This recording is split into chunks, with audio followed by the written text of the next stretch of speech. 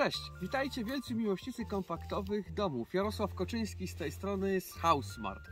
Zapraszam Was na kolejny odcinek Q&A-owy, gdzie Wy zadajecie pytania, a ja na nie odpowiadam.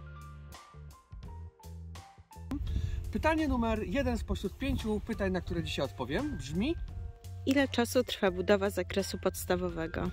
Ciekawe pytanie. Budowa zakresu podstawowego, czyli tego stanu surowego zamkniętego, podobnego do tego, co widzicie za moimi plecami, bo w jego skład wchodzi elewacja, konstrukcja budynku, dach pokryty papą, okna oraz drzwi zewnętrzne.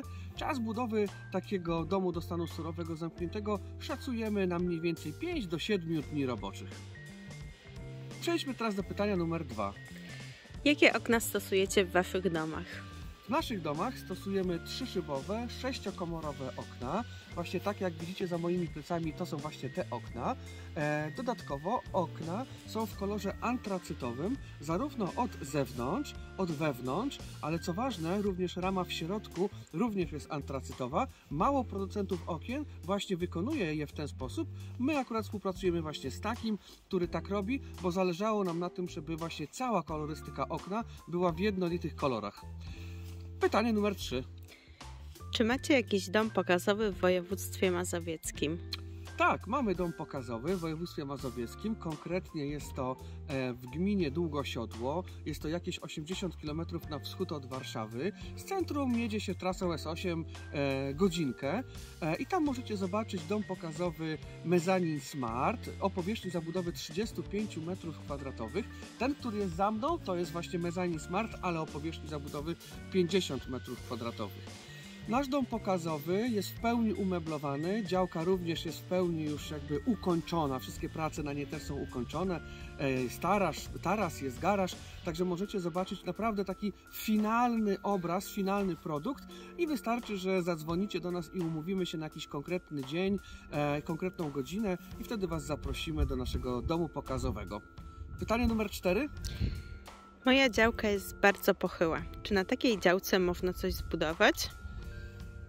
Ciężkie pytanie i ciężko będzie na nie jednoznacznie odpowiedzieć, bo określenia bardzo, słabo, duży, mały, chudy, gruby, to wszystko są pojęcia względne, więc pytanie, jak bardzo jest ta pochyła działka. Natomiast polecam, żebyście sobie zobaczyli odcinek na naszym kanale, gdzie pokazuję Wam 2 domy wybudowane w Trzciance, Wzgórza Kunowskie, tak się nazywa ta osada, która jest wynajmowana i tam nachylenie działki to było około 30 stopni i domy były wybudowane na specjalnych platformach, także nawet jeżeli działka jest bardzo pochyła, to nie eliminuje jej z budowy. Natomiast trzeba mieć to na uwadze, że może to podrażać koszty tej budowy.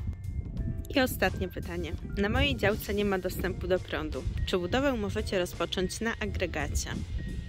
Tak, jeżeli nie ma prądu na działce, to wówczas budujemy na agregacie. Jest to agregat spalinowy. My wówczas organizujemy ten agregat oraz paliwo do niego i wówczas taka budowa jest prowadzona na agregacie.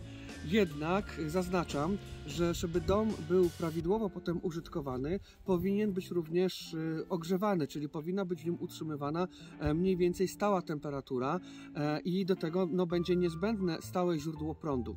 Ponadto użytkowanie domu już po wybudowaniu i opieraniu się na energii z agregatu może spowodować spadki napięcia, a tym samym możemy uszkodzić sprzęty, które są już w budynku. Dlatego do budowy tak, jak najbardziej możemy budować za pomocą agregatu, ale do mieszkania już to docelowe przyłącze będzie Wam potrzebne.